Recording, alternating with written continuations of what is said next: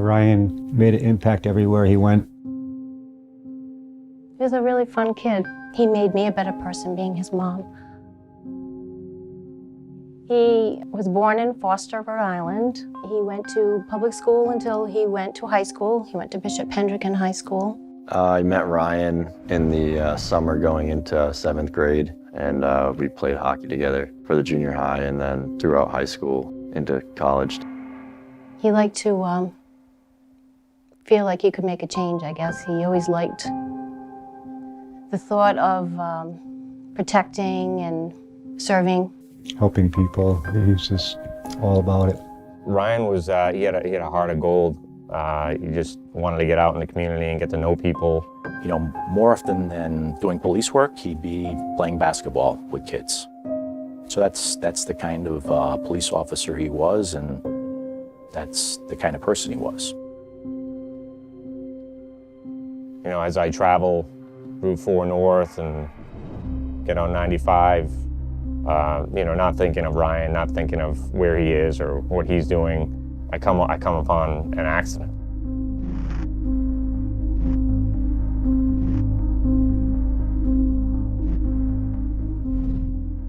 Horrific accident.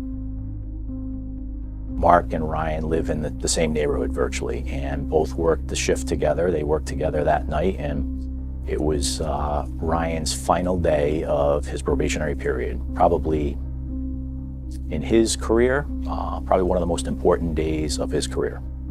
I literally stopped my truck in the high-speed lane, put on my flashers, and I walked up to the vehicles, and I think probably about 20 feet away from the vehicle, I realized it was Ryan's car. Lee and Gary had been traveling. They were down south, and I think they were driving at the time when I spoke to them and talked to Lee and told her about Ryan. We were told he was brought to Rhode Island Hospital. Basically, they just told us that Ryan was hit head on the highway by a wrong-way driver. They put the doctor on the phone, and she told us.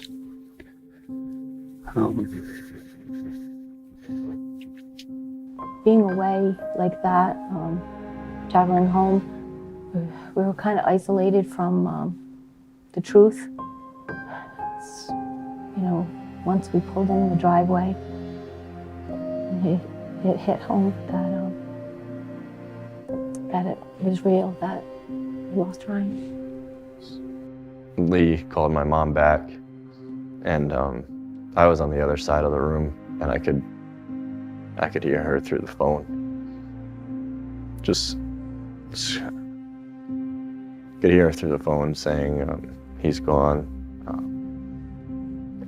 You know, I had to call my mom and dad 6 o'clock in the morning to tell them that Ryan was killed, not on the job, not doing anything dangerous, but going home from work. It was, you know, it was his first day as an official police officer. He was happy, doing nothing wrong, just going home from work, almost home. One exit away. He was so close to being safe.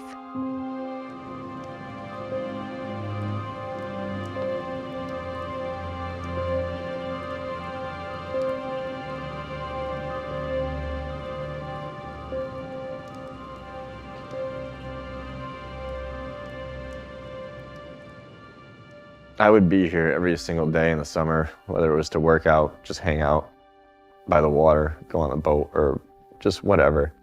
So, I don't know, I find myself with less to do now, because those are things that, I don't know, I would always look forward to doing. I'm disappointed for him, the person that ended up killing my son. I feel sorry that he didn't have somebody there with him that night that cared enough about him to stop him from driving. We treated Ryan as a member of our family. And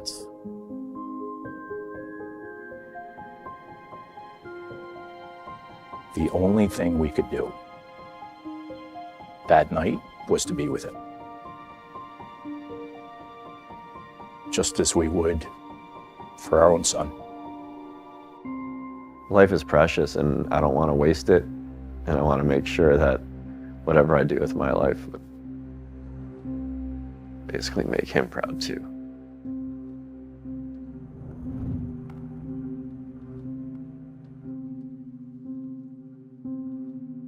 He was just a good kid. He was doing all the right things. He had his life literally in line and had his dream job.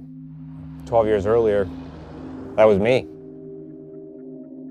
So the ripple effect of his life being gone is just disturbing. I would do anything to have him back. Anything. But that can't happen. So we just hope and pray that something will change people's hearts. And if sharing our pain is the only way to make that happen, then I would do it gladly.